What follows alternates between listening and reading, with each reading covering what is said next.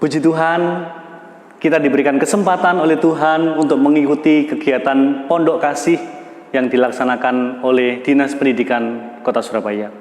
Kita bersyukur kepada Tuhan, kita akan mempersiapkan diri kita untuk memuji, meninggikan Allah kita. Mari kita pujikan betapa Tuhan Yesus itu baik dan terlalu besar kebaikannya, kasihnya, pengorbanannya untukmu dan juga untukku.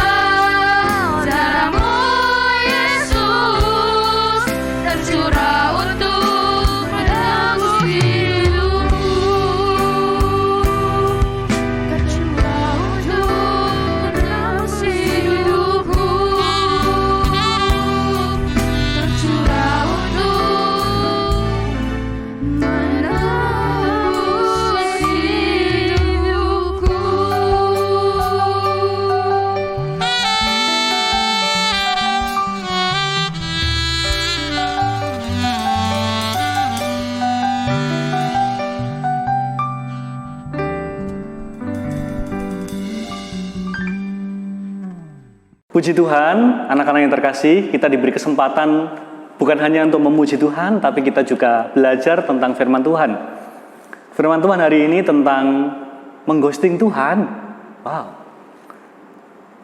Firman Tuhan diambil dari Matius 22 ayat 37. Kasihilah Tuhan Allahmu dengan segenap hatimu, dan dengan segenap jiwamu, dan dengan segenap akal budimu. Nah, ngomong-ngomong tentang tema kita, ghosting. Apa sih yang kalian ketahui tentang ghosting? Ada yang mau jawab? Oke, benar sekali. Ada lagi? Good, very good. Ada lagi? Wow, amazing ya. Betul. Apa yang kalian tadi sudah sampaikan, bicarakan itu benar. Semuanya itu benar. Ghosting adalah sebuah perilaku menghilang secara tiba-tiba tanpa penjelasan apapun. Teman-teman, meskipun ghosting itu sering dikaitkan dengan pasangan, namun sebenarnya ghosting itu bisa dilakukan atau terjadi di dalam sebuah relasi apapun itu. Entah itu relasi di dalam persahabatan, relasi pasangan, katakanlah itu sepasang kekasih begitu, atau juga kita bisa melakukan ghosting kepada Tuhan karena ada relasi antara kita dengan Tuhan.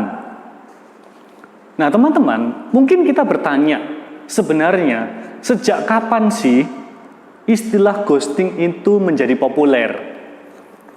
Nah, sebenarnya kata ghosting atau istilah ghosting ini sudah sejak lama loh diperkenalkan, dan ternyata tahun 90-an itu sudah pernah digunakan. Bahkan kalau kita membaca di dalam ensiklopedia, terutama Merriam-Webster Encyclopedia, itu dimuat loh istilah ghosting ini, yaitu pada tahun 2017. Dan akhir-akhir ini, khususnya 2021 yang lalu, di Indonesia itu populer atau menjadi trending topik kata ghosting ini. Yaitu ada seseorang pria yang mengghosting mantan pacarnya. Dan mantan pacarnya beranggapan bahwa dia tiba-tiba menghilang, bahkan menjalin relasi dengan orang lain. Waduh, sakitnya tuh di sini ya, gitu ya. Barangkali kita bisa pernah mengalami hal seperti itu. Tapi entah kita pernah atau tidak pernah, tidak usah khawatir. Karena kita tidak sedang bicara ghosting tentang pasangan, tapi kita akan berbicara ghosting tentang yang lain, gitu ya. Namun sebelumnya, mari kita cari tahu dulu, kenapa sih kok bisa terjadi ghosting, gitu ya. Setidaknya ada 4 alasan yang biasanya menyebabkan ghosting itu terjadi. Yang pertama, karena sikap yang mementingkan diri sendiri. Jadi ada sifat atau sikap egoisme di dalam diri kita, sehingga kita hanya berorientasi pada diri sendiri untuk kepentingan kita, keuntungan kita, dan terhadap si dia, biarin aja, emang gue pikirin, itu bukan urusanku mah, itu urusan dia, begitu. Itu biasanya alasan pertama. Alasan kedua, mengapa ghosting itu biasa terjadi? Karena ada namanya attraction, yaitu mengenai emosi yang sering terjadi di dalam sebuah hubungan. Karena pertemuan itu secara virtual, bertemunya di dunia maya, ketika dia bertemu secara fisik, antara yang di dunia virtual dengan fakta, itu tidak sama. Jadi ekspektasinya berbeda, sehingga apa yang terjadi? Terjadilah attraction itu. Ada emosi, aduh kecewa. Di WhatsApp, di Facebook, di Instagram, mukanya mulus.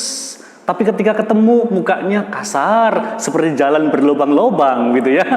Sehingga membuat dia itu attraction, mengalami sebuah emosi dan kecewalah. Lebih baik gak usah ketemu daripada ternyata dia tampangnya kayak begitu gitu ya. Sehingga ghosting itu terjadi. Yang ketiga ada yang namanya relationship state.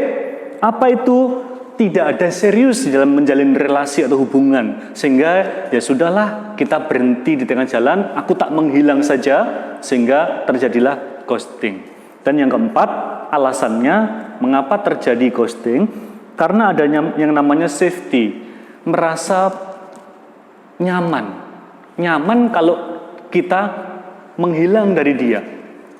Atau sebaliknya, merasa tidak nyaman kalau aku harus berrelasi dengan dia karena ada alasan A, B, C, D, begitu ya. Sehingga apa yang terjadi? Dia takut mengambil resiko, akhirnya ghosting aja, tinggalin aja, tiba-tiba dia menghilang seperti hantu, tidak tahu kemana. Nah, teman-teman sekalian yang kasih Tuhan, ternyata ini ada yang lebih serius loh. Apa yang lebih serius? Sadar atau tidak sadar, kita seringkali juga mengghosting Tuhan. Kita seringkali juga mengghosting Tuhan. Kalau katakanlah ghoster itu orang yang mengghosting, Tuhan itu jadi korban. Mari kita lihat. Di Alkitab diuraikan ada beberapa contoh bagaimana bangsa Israel juga pernah mengghosting Tuhan. Nabi Yesaya pernah mengungkapkan bagaimana perasaan Tuhan ketika Israel itu membelakanginya. Israel lebih mementingkan dewa-dewa asing. Israel lebih mementingkan dirinya sendiri, melupakan janji Tuhan, melupakan firman Tuhan, dan Israel itu menyakiti hatinya Tuhan. Bukan hanya Israel ternyata, teman-teman, coba perhatikan di dalam diri kita masing-masing. Seringkali kadang kita juga berdoa kepada Tuhan hanya kalau kita butuh, hanya pada waktu kita sakit, hanya pada waktu kita itu sedang dalam keadaan yang terpuruk, dalam keadaan tidak baik-baik saja, kita baru datang kepada Tuhan. Pada waktu kita sehat, pada waktu kita lancar urusannya, pada waktu kita itu tidak ada masalah, hidup kita baik-baik saja, kita seringkali melupakan Tuhan. Coba benar atau betul? Benar ya? Itu yang terjadi. Kita seringkali lupa sama Tuhan pada waktu urusan kita lancar, pada waktu kita baik-baik saja. Sebagian orang seperti itu. Ada lagi sebagian orang yang sebaliknya. Ketika dia berada di tengah berbagai tantangan hidupnya, menjalani kehidupannya, dia tidak mengandalkan Tuhan. Dia berkata, aku kuat, aku hebat, aku luar biasa, aku sanggup menghadapi semuanya, aku sanggup menyelesaikan semuanya, tak perlu Tuhan. Tapi coba perhatikan apa yang terjadi. Pada satu titik ketika dia gagal, ketika dia terpuruk, ketika dia tidak bisa mencapai ekspektasinya, harapannya itu, apa yang terjadi? Bukankah seringkali kita menjumpai mereka kecewa kepada Tuhan? Mereka menyalahkan Tuhan. Mereka akhirnya menjadi marah kepada Tuhan. Tapi pertanyaannya adalah, apakah benar tindakan seperti itu? Ternyata ada masalah di sini. Kemudian pertanyaannya adalah, bagaimana supaya kita tidak mengghosting Tuhan? Jawabnya adalah mengasihi Allah dengan benar. Mengasihi Allah dengan benar. Mungkin kita bertanya, apa sih maksudnya mengasihi Allah dengan benar? Paling tidak, Matius 22 ayat yang ke-37 memberikan kita dua penjelasan. Yang pertama, mengasihi Allah dengan benar itu berarti kita mengasihi Allah dengan segenap totalitas hidup kita. Karena itu tadi Matius 22 ayat 37 berkata, kasihilah Tuhan Allahmu dengan segenap bla bla bla, dengan segenap bla bla bla, dengan segenap bla bla bla. Kata dengan segenap ingin menegaskan kepadamu dan kepadaku bahwa kita harus mengasihi Allah dengan segenap hidup kita. Itulah yang menjadi alasan yang mendorong engkau dan saya sehingga kita dapat mengasihi Allah dengan benar. Dan saya percaya kalau kita mengasihi Allah dengan benar, maka engkau dan saya tidak akan ada lagi PHP kepada Tuhan, mengghosting Tuhan. Coba bayangin, apa yang kurang? Engkau dan saya dikasih Allah sedemikian besar. Bahkan sampai saking besarnya kasih Allah yang diberikan kepadamu dan kepadaku, kita mengalami keselamatan dari Tuhan. Saking besarnya kasih Tuhan kepadamu dan kepadaku, Allah rela datang dari surga yang mulia ke dunia. Dia menyerahkan hidupnya kepadamu, kepadaku, dan dia mati di kayu salib. Dia menebusmu, dia menebusku. Dia membebaskan engkau dan saya. Dia memberikan hidupnya untukmu dan untukku. Itulah kasih Allah yang total. The greatest love, kasih Allah yang terbesar yang dinyatakan kepada kita. Dan itu pula yang mendorong engkau dan saya untuk mengasihi Allah kita dengan kasih yang benar. Sehingga tidak ada alasan sedikit pun bagi kita untuk menjauhi Tuhan, meninggalkan Tuhan, bahkan membuat Tuhan sedih, PHP sama Tuhan, mengghosting Tuhan.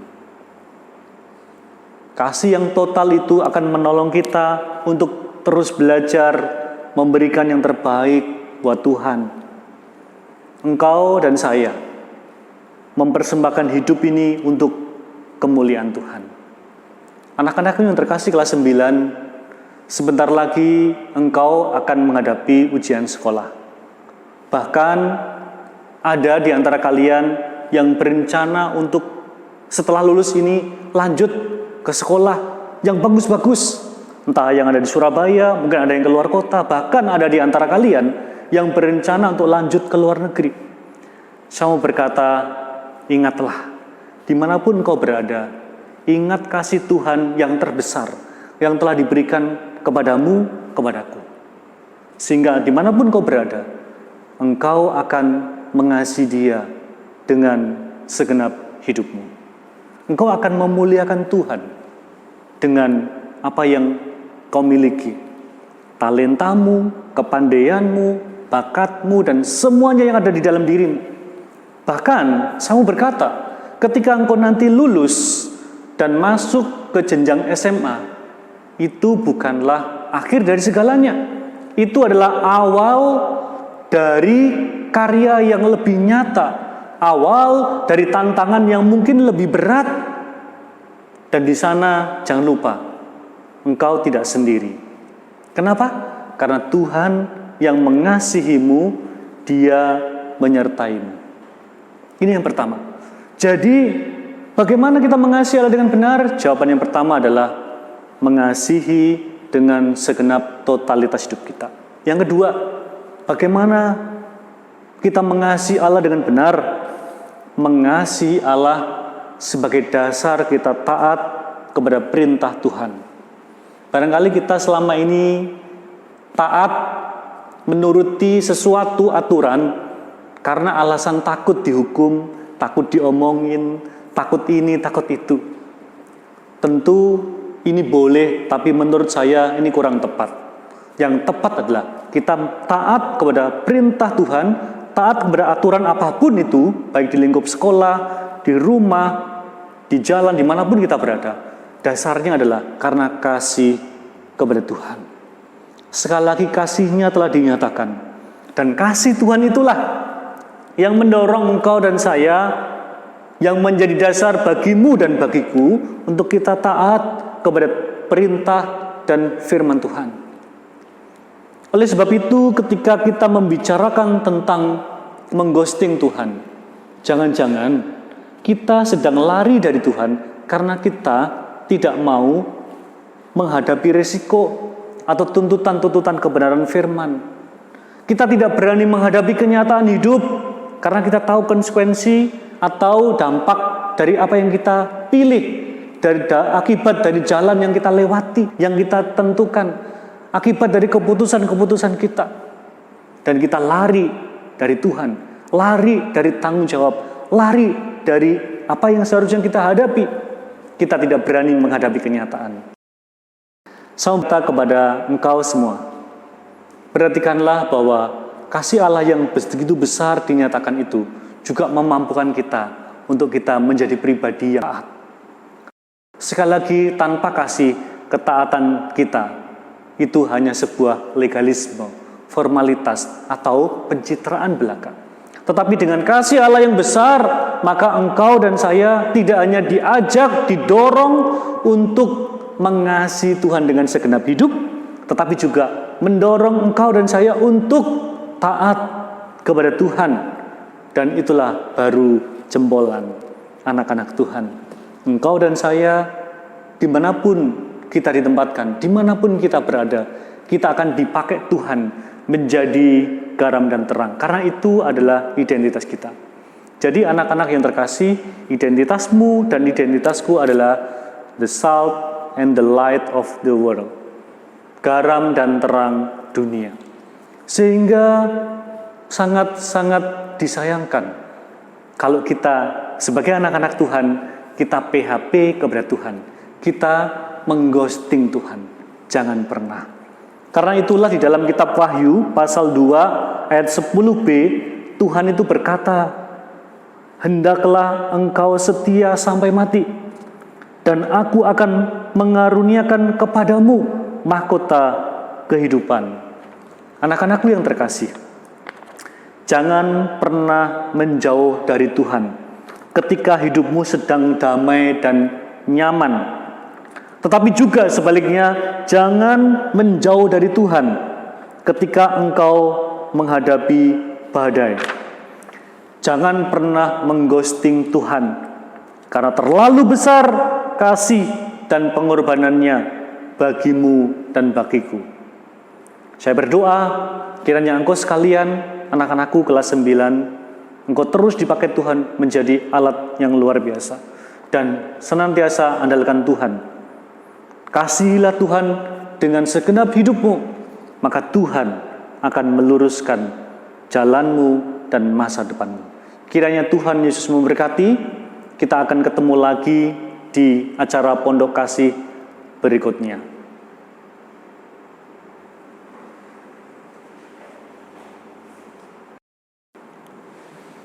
Mari kita tunduk kepala, mari kita berdoa. Bapa di dalam surga, terima kasih Engkau sekali lagi menyatakan kepada kami betapa besar kasih-Mu, pengorbanan-Mu bagi kami anak-anak-Mu. Terlalu banyak kebaikan Tuhan yang sudah kami alami. Karena itu Tuhan, ampunilah kami. Jikalau selama ini kami masih terus mengandalkan kekuatan kami dan kami melupakan Tuhan. Bahkan kami seringkali menjauh dari Tuhan. Kami seringkali PHP kepada Tuhan. Kami mengghosting Tuhan. Dan kami anggap itu biasa saja. Namun saat ini kami menyadari bahwa itu ada suatu hal yang Tuhan tidak sukai. Tuhan benci. Karena Tuhan dengan kerendahan hati kami datang kepada Tuhan. Kami memohon pengampunan dan belas kasihan Tuhan. Kiranya Tuhan Kau menolong kami supaya kami boleh mengasihi Engkau dengan benar. Sehingga kami tidak gampang diombang-ambingkan oleh berbagai situasi dan keadaan yang dapat membuat kami jauh dari Tuhan, yang dapat membuat kami mengecewakan Tuhan, dan bahkan kami marah kepada Tuhan. Tuhan ampunilah kami, Tuhan tolong kami, supaya kami boleh terus diajar dan ditopang oleh Roh-Mu yang kudus, sehingga kami boleh mengasihi Engkau dengan segenap totalitas hidup kami. Dan dengan kasih itu menjadi dasar kami taat kepada firman Tuhan. Dan kami menyenangkan Engkau di usia remaja kami dan di sepanjang masa depan kami.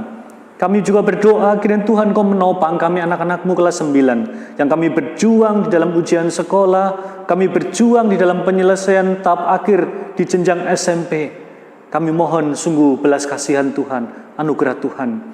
Dan bawalah kami terus supaya di dalam situasi dan keadaan apapun kami tetap setia kepada Tuhan, hidup memuliakan Tuhan, dan siap dipakai Tuhan untuk menjadi saluran berkat Tuhan dimanapun kami berada.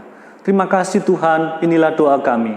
Kami berserah kepadamu, kami bersandar kepada Tuhan. Di dalam nama Yesus kami berdoa. Amin. Anak-anak yang terkasih, arahkanlah hatimu kepada Tuhan, terimalah berkat daripadanya. Kiranya Tuhan mengasihi kita dan melindungi kita.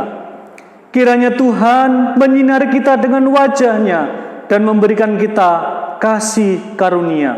Kiranya Tuhan menghadapkan wajah-Nya kepada kita dan memberikan kita damai sejahtera sekarang dan selama-lamanya. Amin. Pondok Kasih telah selesai. Tuhan Yesus memberkati.